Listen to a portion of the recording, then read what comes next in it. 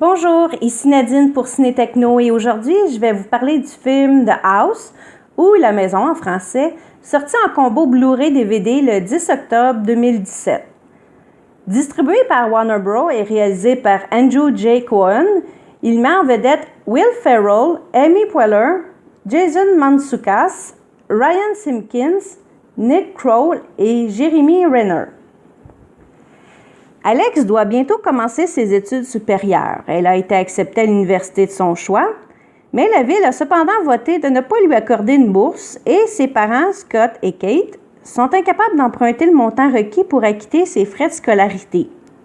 Après un voyage à Las Vegas, où ils ont perdu de l'argent, Scott et Kate décident de faire équipe avec leur voisin Frank afin de fonder un casino.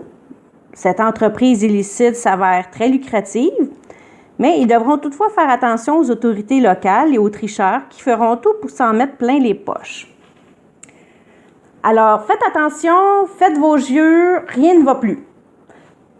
Avec la présence de ces deux humoristes bien connus du mythique Saturday Night Live, on s'attendrait à une comédie vraiment loufoque, mais malheureusement, on est loin du compte.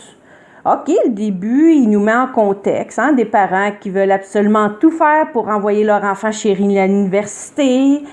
Jusque-là, ça passe, mais lorsqu'ils décident d'ouvrir un casino illégal dans une petite ville où tout le monde semble se connaître et que personne ne s'aperçoit de la gamique, c'est là qu'on commence à y aller un peu fort.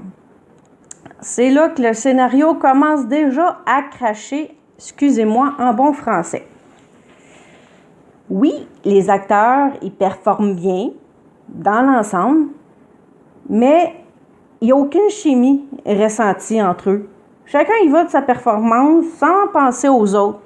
Fait, déjà là, on a un petit peu de la difficulté à s'imprégner du film, à embarquer, si je peux dire. Il y a des moments loufoques. Est-ce qu'on rit à gorge déployée? Non. Est-ce qu'on sourit? Oui. Mais il manque quelque chose. OK, lorsqu'ils vont décider de faire le casino, on y va en grand.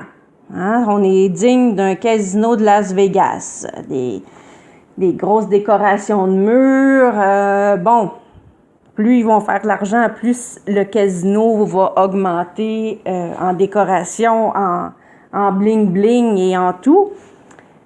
Mais pour une petite ville, personne ne s'aperçoit. Ça a été mon gros coup comme, là, on commence à tomber un petit peu trop dans l'exagération.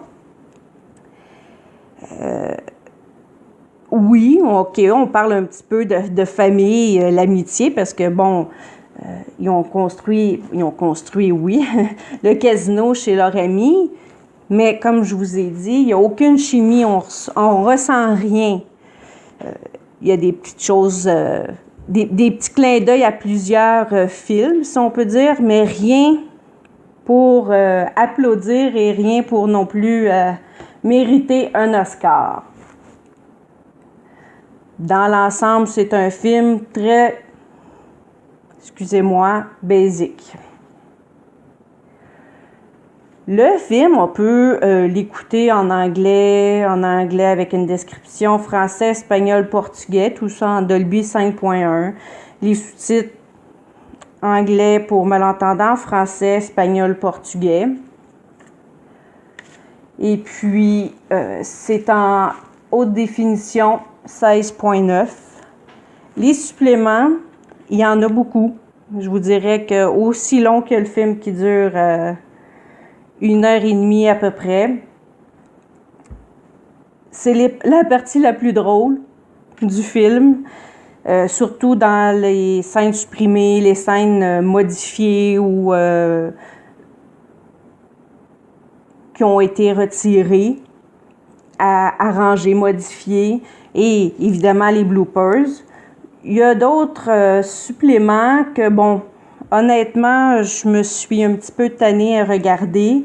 Après avoir vu le film, j'en avais assez. Assez de cet humour un peu plate, un peu long, un peu dépravé. avec un langage plutôt vulgaire. C'est un petit peu stupide comme scénario. Alors, j'ai pas tout regardé les suppléments, mais bon, je vous laisse découvrir cette partie-là. Au moins, c'est sous-titré en français. Et en passant, la version en française a été doublée au Québec, mais dans un bon québécois. Voilà. En conclusion, je vous dirais que c'est une comédie pour ados. Hein? Ados de 15 à 20 ans. Avec... en fin de session, où ce que notre cerveau est bien loin, où ce qu'on n'a pas envie de se casser la tête et bon, qu'on veut juste rire un peu, si on est capable de rire sur ça. C'est un bon film à avoir dans sa bibliothèque de films, sa collection. Non, pas du tout. C'est décevant de Will Ferrell puis de Amy Poehler. On s'attendait à plus, à rire plus, mais non. On sourit tout simplement et on sourit de désolation de voir qu'une comédie peut être aussi plate. Alors, c'était Nadine. Merci et bon visionnement.